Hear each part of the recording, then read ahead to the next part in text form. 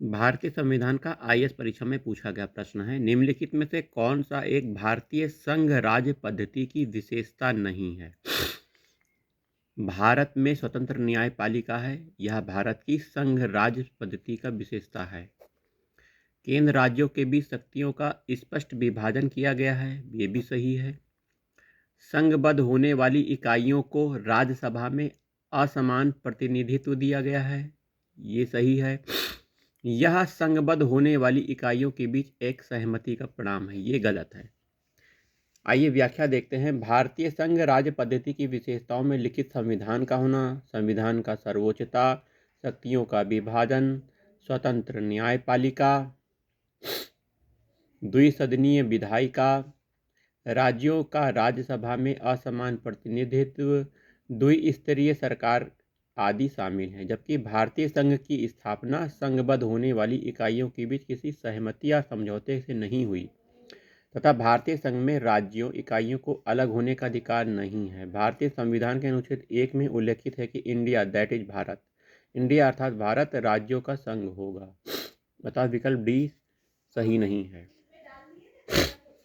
आइए अगला प्रश्न देखते हैं। कथन कारण के रूप में है, भारतीय संघात्मक व्यवस्था को अर्ध संघात्मक कहा जाता है। कारण क्या है?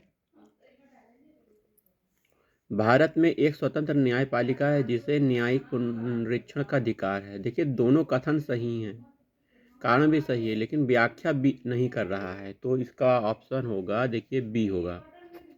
आइए इसकी व्याख्या, संभावित व्याख्या देखते हैं। भारतीय संविधान का वर्णन विभिन्न प्रकार से किया गया है। इसे अर्ध परिसंघीय कहा गया है, इसे परिसंघीय किंतु प्रबल एकात्मक अर्थात केंद्र समर्थक भी कहा गया है। संरचना में परिसंघीय किंतु भावना में एकात्मक, सामान्य स्थिति में परिसंघीय किंतु आपात स्थिति में पूर्णतः एकात्मक के रूप में परिवर्तित हो जाने के इसके गुण के कारण ही इसे अर्ध संघात्मक कहा जाता है। भारतीय संविधान में स्वतंत्र न्यायपालिका का प्रावधान है।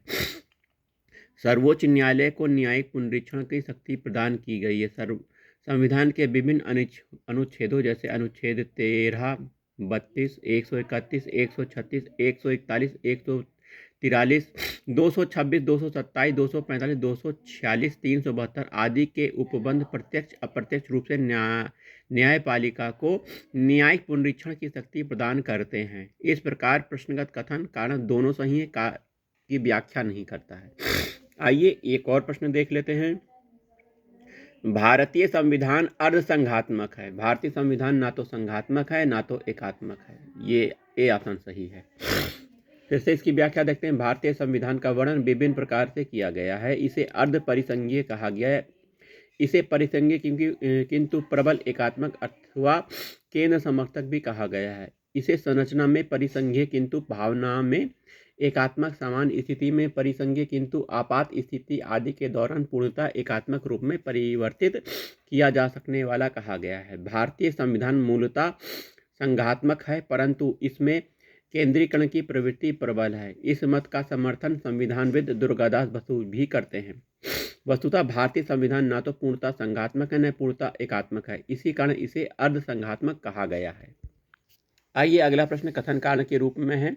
भारतीय राजनीतिक व्यवस्था की प्रकृति में निरंतरता एवं परिवर्तन के तत्व मूर्त रूप में पाए जाते हैं। बिल्कुल सही है। भारतीय राजनीतिक व्यवस्था में व्यवस्था की प्रकृति में निरंतरता और परिवर्तन मिलता ही है। कारण है, भारतीय राजनीतिक व्यवस्था में निम्न राजनीतिक कार्यशैलियों जैसे आधुनिक शैली, परंपरागत शैली, संत शैली के तत्व समाहित हैं। दोनों सही है और दोनों व्याख्या भी कर रहे हैं, कथन कारण की व्याख्या कर रहा है। ठीक है, चलिए आगे देखते हैं। प्रश्न है कथन कारण के रूप में, राजनीतिक दल लोकतंत्र के जीवन रखते हैं। लोग खराब शासन के लिए सामान्यतः राजनीतिक दलों को कोसते हैं। तो राजनीतिक दल लोकतंत्र के जीवन रखते हैं, खराब शासन के लिए राजनीतिक दल को कोसा जाता है। बिल्कुल सही, ए ऑप्शन आपका सही है इसमें।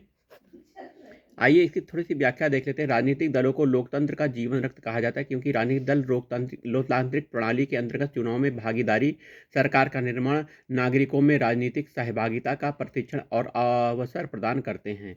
यह भी सत्य है, लोग खराब शासन के लिए सामान्यतः राजनीतिक दलों को कोसते हैं। अतः प्रश्न में दिए गए कथन कारण दोनों सही है। आइए, भारत में दल विहीन प्रजातंत्र किसने प्रस्तावित किया था? सी और डी आंसर सही है। महात्मा गांधी और जयप्रकाश नारायण जी आंसर देखिए आपका सही है। दल विहीन प्रजातंत्र, महात्मा गांधी जेपी नारायण भारत में दल विहीन प्रजातंत्र का समर्थन किया था।